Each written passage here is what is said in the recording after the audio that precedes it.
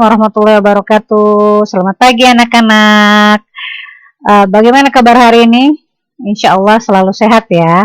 Oke, kita akan melanjutkan materi tentang interaksi antar negara anggota ASEAN, di mana dalam judul itu ada faktor pendukung dan penghambat kerjasama ASEAN serta bentuk-bentuk kerjasama negara ASEAN. Adapun tujuan pembelajaran hari ini, setelah mengikuti proses pembelajaran, kita dapat menjelaskan makna kerjasama dan bentuk-bentuk kerjasama antar anggota negara ASEAN. Ini ada 10 negara atau kawasan Asia Tenggara. Nah, di negara ASEAN ini ada 5 negara yang memprakarsai. Ya, ada Indonesia, Thailand, Singapura, Filipina, dan Malaysia. Nah, kemudian ada 5 negara anggota lagi, itu ada Kamboja, Vietnam, Laos, Myanmar, dan Brunei Darussalam. Jadi ada 10 negara. Nah, ini diadakan di Bangkok, Thailand pada tanggal 8 Agustus 1967. Oke, kita langsung aja ke pengertian faktor pendorong penghambat dari kerjasama.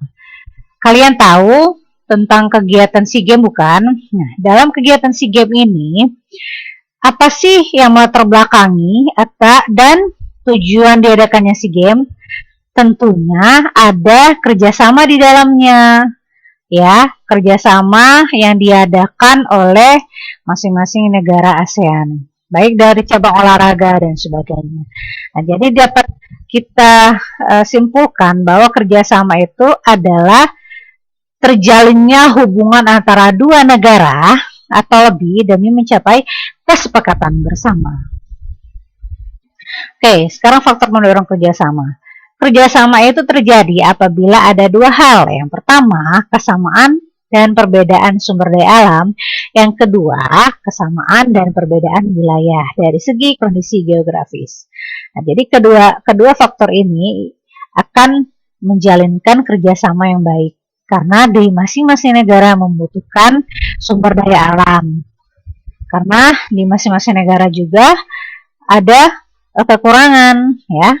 Kemudian yang kedua atau selanjutnya itu faktor penghambat kerjasama. Faktor penghambat kerjasama itu ada 4. Yang pertama, perbedaan ideologi. Kedua, konflik dan peperangan. Ketiga, kebijakan protektif. Dan yang keempat, perbedaan kepentingan tiap-tiap negara.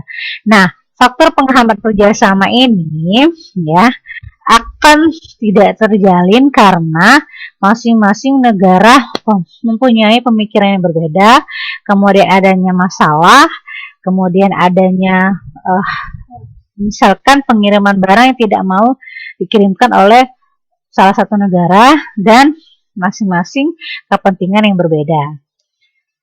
Nah, kemudian ada bentuk-bentuk kerjasama di negara ASEAN itu ada 3, ada bidang sosial, politik keamanan, dan pendidikan. Nah, untuk di bidang sosial itu contohnya pertukaran budaya dan seni, juga festival film ASEAN.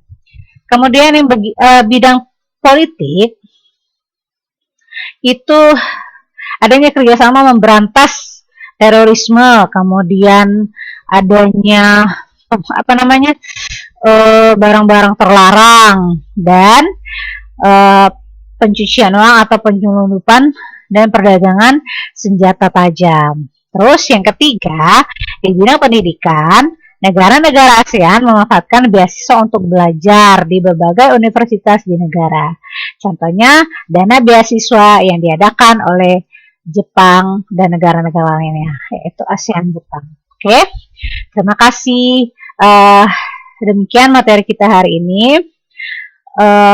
Kita bisa menyimpulkan bahwa di materi ini kita dapat menyimpulkan interaksi faktor pendorong dan pendukung dari kerjasama negara ASEAN.